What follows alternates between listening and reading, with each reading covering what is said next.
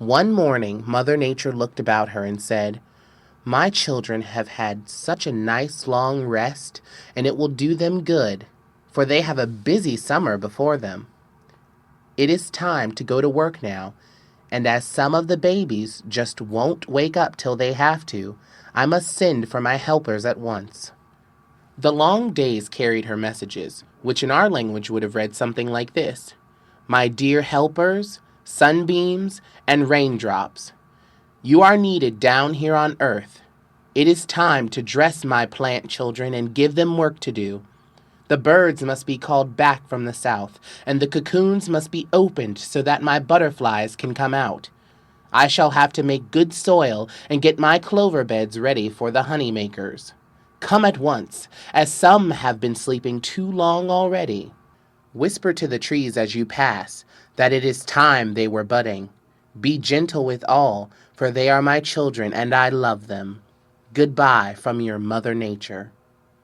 This she directed to the sunbeams at Blue Sky Park and the raindrops at Cloudland. When the message reached these little helpers, they started off at once to obey the call, and the sun gave such a merry laugh that Grandma came to the door of the farmhouse and remarked, "How warm it is today! Quite like spring. I believe I will set out my geraniums." But just then a silvery voice said, "Wait a little while longer till we make the ground soft." And pop came a raindrop upon the dear old lady's nose, and she hurried into the house saying, "What queer weather we are having! First sun and then rain."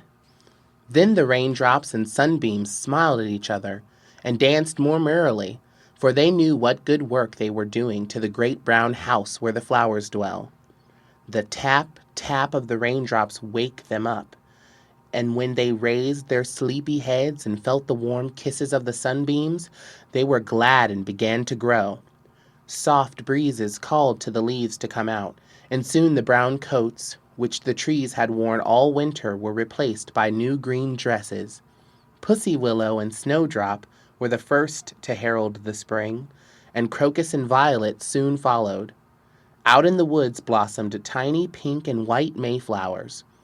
Little seeds burst off their jackets and sent up green plumes.